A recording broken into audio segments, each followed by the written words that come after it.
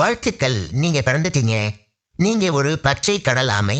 நீங்க பிறந்திருக்கிற இடம் ஒரிசா மாநிலத்தில் இருக்கிற கஹிமாத்தா கடற்கரை. உங்க தாய் பத்தி சொல்லணும்னா 82 வயசு நிரம்பிய அனுபவம் வாய்ந்த ஒரு ஆரோக்கியமான பெண் ஆமை. இங்கதான் பக்கத்துல வெக்கேஷனுக்கு போயிருக்கு. 14,000 கிலோமீட்டர் தூரத்துல இருக்கிற டாட்டூக்கா தீவுல சன்பாத் எடுத்துட்டு இருக்கு. கண்டிப்பா திரும்பி வராது. மண்ணுக்கு அடியில பல நூறு முட்டைகளோடு சேர்த்து புதைக்கப்பட்டிருக்க நீங்க கொஞ்சம் கொஞ்சமா மேற்பரப்புக்கு வரீங்க. என்னதான் தாய் தந்தை இல்லாம தனிமையில பிறந்தாலும் உங்க பிறந்த நாள் கொண்டாட்டத்தை இயற்கை தவற விடல. இரவு வானம், குளிர்ந்த காற்று, நிலவோட வெளிச்சம், அலைகளோட ஓசைன்னு எல்லாமே உங்களுக்கு மகிழ்ச்சியான அனுபவத்தை கொடுக்குது. உங்களோட சேர்த்து நூற்றுக்கணக்கான அல்ல கைகள் வெளியே வருது. வந்துட்டானுங்க மகிழ்ச்சியை கெடுக்கிறதுக்கு. நீங்க மெதுவா நகர்ந்து கடலை நோக்கி போறீங்க. கடல் நீர் சுமாரா 500 மீட்டர் தொலைவில் இருக்கு. ஆனா சில அல்ல கைகள் தவறான பாதையில போகுது. நகர்பகுதியோட இரைச்சல் சத்தம், தெருவிளக்குகளோட பிரகாசமான வெளிச்சம் ஆமை குஞ்சுகளை கவருது. அந்த பெரிய வீட்டுக்கு பின்னாடி தான் கடல் இருக்குன்னு நினைச்சு பல ஆமை குஞ்சுகள் மரணத்தை நோக்கி போகுது. இதுக்கு எதுக்குடா பிறந்தீங்க? நீங்க தொடர்ந்து முன்னேறி போறீங்க. அப்போ தூரத்துல ஒரு கரை நண்டு உங்களை நோக்கி வர்றதை பாக்குறீங்க. பர்த்டே பார்ட்டிக்கு எவன்டா கரை நண்டை கூப்பிட்டது? அந்த நண்டு உங்க பக்கத்துல வந்து ஆசையா செல்ஃபி எடுக்குது. செல்ஃபி எடுத்த கையோட சாப்பாடு ரெடின்னு ஸ்டோரி போடுது. Dinner looks fresh and confused. Come soon guys. At கரை நண்டு பயலுகடா, கடல் பறவை ராக்கர்ஸ், நரிக்கூட்டம் கேங்கு. கொஞ்ச நேரத்திலேயே ஏராளமான கடல் பறவைகள், நண்டுகள், தெருநாய்கள், அப்புறம் காட்டு நரிகளும் கடற்கரைக்கு வந்து சேருது. ஒத்த நண்டையே சமாளிக்க முடியாது. இதுல எத்தனை பேரா? நீங்க வேக வேகமா நகர தொடங்குறீங்க. பறவைகள் ஆமை குஞ்சுகளை தூக்கிட்டு பறக்குது. நண்டுகள் கிண்டர் ஜாய் மாதிரி ரசிச்சு சாப்பிடுது. தெருநாய்களும் குள்ள நரிகளும் வயிறு நிறைய சாப்பிட்டுட்டு வீட்டுக்கு கொஞ்சம் பார்சல் எடுத்துட்டு போகுது. முட்டை போண்டா வாடாது. ஆமா குஞ்சுடா, நீங்க போங்க, உங்களுக்கு இன்னும் நேரம் வரல. ஒரு வழியா தப்பிச்சு கடல் அடையிறீங்க. ரொம்ப சந்தோஷப்படாதீங்க. உண்மையான போராட்டம் இனிமேதான் ஆரம்பிக்க போகுது. உங்க கண்ணில படுற முக்காவாசி உயிரினம் உங்களை சாப்பிட ட்ரை பண்ணும். அடச்ச, தப்பிச்சுட்டான். சீ, நான் முன்னாடியே பார்த்துட்டேன், சொல்ல வேணான்னு இருந்தேன். நீருக்கடியில ஆபத்து உங்களுக்கு எல்லா பக்கமும் இருக்கு. பெரிய மீன்கள் உங்களை விரும்பி சாப்பிடும். மீடியம் சைஸ் மீன்களும் உங்களை விரும்பி சாப்பிடும். உங்களை விட சின்னதா இருக்க மீன்கள் அதுங்களும் சாப்பிட ட்ரை பண்ணும்.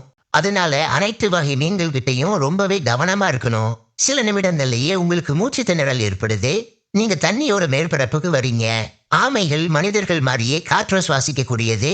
தொடர்ந்து வேகமா நீந்துறது, வேட்டை மிருகங்கள் கிட்ட இருந்து தப்பிச்சு ஓடுறது.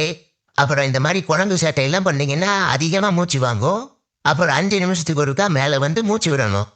அதுவே ஆர்ப்பாட்டம் பண்ணாம சிவனேன்னு இருந்தீங்கன்னா 1 மணி நேரம் வரைக்கும் தாங்க முடியும். இந்த பாழா போன மனம் இருக்குது. அதெல்லாம் எங்களுக்கு தெரியும். வாங்க சாப்பிட போலாம். உங்க வகை ஆமைகள் ஆம்னிவர்ஸ், அதாவது அனைத்துண்ணி வகையை சேர்ந்தது.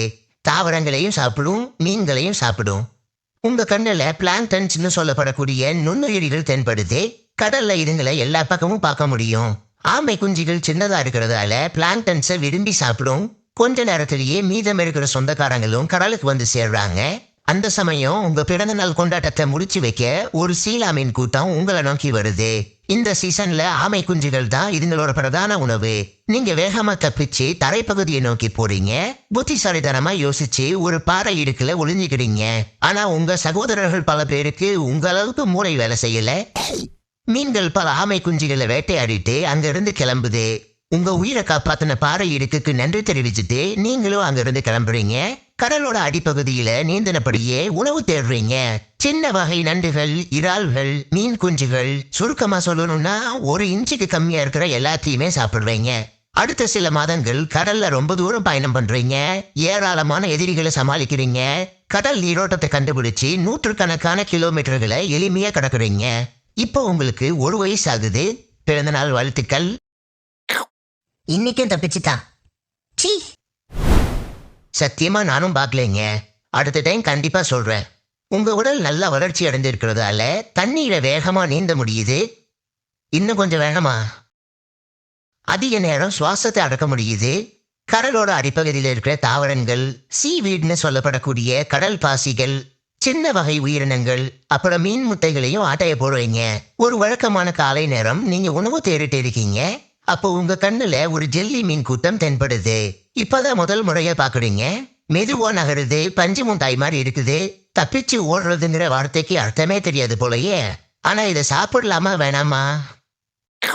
நல்லாதான் இருக்கு. மெதுவா கண் விழிச்சு பாக்குறீங்க. அந்த உருவம் ரொம்ப தூரம் போயிருச்சு. இவ்வளோ கேவலமான ஒரு மீனை இன்னைக்கு தான் பாக்குறீங்க. ஒழுங்கா நீந்த கூட தெரியல. ஆனா அது ஏன் நம்மள சாப்பிடாம விட்டுச்சு? ஒரே மர்மமா இருக்கே. உங்க தலையில பலமா அடிபட்டிருக்கு. ஆனா காயம் பெருசா இல்ல. நீங்க மெதுவா நகர்ந்து தரைப்பகுதிக்கு போறீங்க. அந்த நேரம் பார்த்து பசியில இருக்கிற ஒரு சுறா மீன் உங்களை தாக்க ஆரம்பிக்குது. ஆல்ரெடி மிதக்கிற மீன் கிட்ட அடி வாங்கி பலவீனமா இருக்கிற நீங்க ரொம்பவே கஷ்டப்பட்டு நீந்தி தப்பிக்க ட்ரை பண்றீங்க. சுறாக்கள் வேகமா நீந்தக்கூடியது. உங்களுக்கும் வேகத்துக்கும் சம்பந்தமே இல்லை. ஆனாலும் நீங்க சாக போறதில்ல. ஏன்னா ஸ்கிரிப்ட் இன்னும் பாக்கி இருக்கே. நீங்க வேகமா நீந்தி பொருட்களுக்கு இடையில போய் ஒளிஞ்சுக்கிறீங்க. அந்த சுறாவால உங்களை கண்டுபிடிக்கவே முடியல. வேற லெவல் நீங்க. ஆனா சுறாக்களுக்கு மோப்ப சக்தி அதிகம். இருங்க, தண்ணியில எப்படி மோப்பம் பிடிக்க முடியும்? அப்போ மனுஷங்க காற்றை சுவாசிக்கிற மாதிரி சுறாக்கள் தண்ணியை சுவாசிக்குமா? மனுஷங்க கண்ணுக்கு தண்ணி தெரியுது. அப்போ மீன்களால காத்த பார்க்க முடியுமா? இதுக்கு பதில் சொல்ற வரைக்கும் சுறா வெயிட் பண்ணாதே. மேல பாருங்க. நீங்க வேக வேகமா நீந்தி தப்பிக்க ட்ரை பண்றீங்க. தூரத்துல ஒரு பவளப்பாறை தென்படுது. அதுக்கு அடியில போய் ஒளிஞ்சுக்கிட்டா சுறா கிட்ட இருந்து தப்பிச்சிடலாம். நீங்க முழு வேகத்துல நீந்தி ஓகே மறுபடியும் ட்ரை பண்ணலாம். இதை கொஞ்சம் தள்ளி வச்சிடுவோம். நீங்க முழு வேகத்துல நீந்தி பவளப்பாறை நோக்கி கடுப்பாகுது டைஸ். இந்த தடவை கண்டிப்பா நீங்க தப்பிக்கிறீங்க. ஓகே, இன்னும் கொஞ்சம் தள்ளி வச்சிடுவோம். நீங்க முழு வேகத்துல நீந்தி தப்பிக்க சிரிக்கிற கார்ட்டூன் 11 பயல்கடா. ஒரு வழியா தப்பிச்சிட்டீங்க. அடுத்த பல ஆண்டுகள் கடல்ல ஆயிரக்கணக்கான கிலோமீட்டர்கள் பயணிக்கிறீங்க. நீரோட்டங்கள் எந்த இடத்துல இருக்கு, எந்த நீரோட்டத்துல ஏறினா எங்க போய் இறங்கலாம், வழியில என்ன மாதிரி பிரச்சனைகள் இருக்குன்னு எல்லாமே உங்களுக்கு ஞாபகத்துல இருக்கு. உங்க உணவு பட்டியல்ல பெரிய அளவு மாற்றம் ஏற்பட்டு இருக்கு. எந்த பக்கம் திருப்பினாலும் புற்களும் கடல் பாசியும் மட்டுமே காணப்படுது. யாரோ பேப்பரை கிழிச்சிட்டாங்கன்னு நினைக்காதீங்க. உங்க உடல் இருக்கிற சைஸுக்கு மீன்களை தொடர்ச்சி பிடிக்கவும் முடியாது. பிளான்டன்ஸை சாப்பிட்டு வயிறும் அடையாது. நாளுக்கு நாள் உங்க உடல் வேகமா வளர தொடங்குது. முன்ன விட அதிகமான உணவு தேவைப்படுது. இந்த சமயத்துல நீங்க ஒரு முக்கியமான விஷயத்த தெரிஞ்சுக்கணும். சாப்பிட்றதுக்காக எனர்ஜியை வீணடிக்கவே கூடாது. கடலுக்கு அடிப்பகுதியில ஏராளமான புற்களும் கடல் தாவரங்களும் இருக்கு. அதோட அதுங்க ஓடவும் செய்யாது. இப்படி புற்களையும் கடல் பாசிகளையும் சாப்பிட்றது மூலமா குறைந்த அளவே எனர்ஜி செலவாகிறதோட அடிக்கடி சுவாசிக்க மேல போக வேண்டியதும் இல்லை. வருடங்கள் ஓடுது. இப்ப உங்களுக்கு 25 வயசு ஆகுது. உங்க உடல் முழு வளர்ச்சி அடைந்து 160 கிலோல பிரம்மாண்டமா காணப்படுது. நல்ல விஷயம் என்னன்னா முக்கால்வாசி மீன்களால உங்களை விழுங்க முடியாது. சீ. ஆனாலும் சுறாக்கள் மற்றும் கில்லர் வெல் திமிங்கலங்கள்னால உங்க உயிருக்கு அச்சுறுத்தல் இருக்கு. அதுங்க பலம் வாய்ந்த தாடை ஆமை ஓடுகளை எளிமையா உடைக்க முடியும். சும்மாலாம் கூப்பிட முடியாது. ஓடுங்க. உடம்பு பெருசா இருக்கிறதால முன்ன மாதிரி கண்ட இடத்துல ஒளிஞ்சிக்கவும் முடியல. வேட்டை மிருகங்கள் கிட்ட தப்பிக்கிறதுக்கு ஒரே வழி கூட்டத்தோட இருக்கிறது தான். சுறாக்கள் ஆமை கூட்டத்தை வேட்டையாடும் போது எளிமையான இரையத்தான் முதல்ல தேர்வு செய்யும். புத்திசாலித்தனமா செயல்பட்டீங்க. வாழ்த்துக்கள். அடுத்து நீங்க பண்ண வேண்டிய முக்கியமான வேலை ஒன்று இருக்கு. உங்க சந்ததியை உருவாக்கணும். அதுக்கு முதல்ல வெப்பமண்டல பகுதிக்கு போகணும். இப்போ நீங்க சரியா இந்த இடத்துல இருக்கீங்க. இங்க இருந்து நேரா போங்க. மசாலா கடைச்சி வாயில ஊத்தி ஓட்டோட சுட்டு திம்மாங்க. இங்க இருந்து நேரா கிளம்பி இந்திய பெருங்கடல் வழியா போகணும். நீங்க பயணத்துக்கு தயாராகிறீங்க. உங்களோட சேர்த்து நூற்றுக்கணக்கான ஆமைகள் பயணம் பண்ணுது.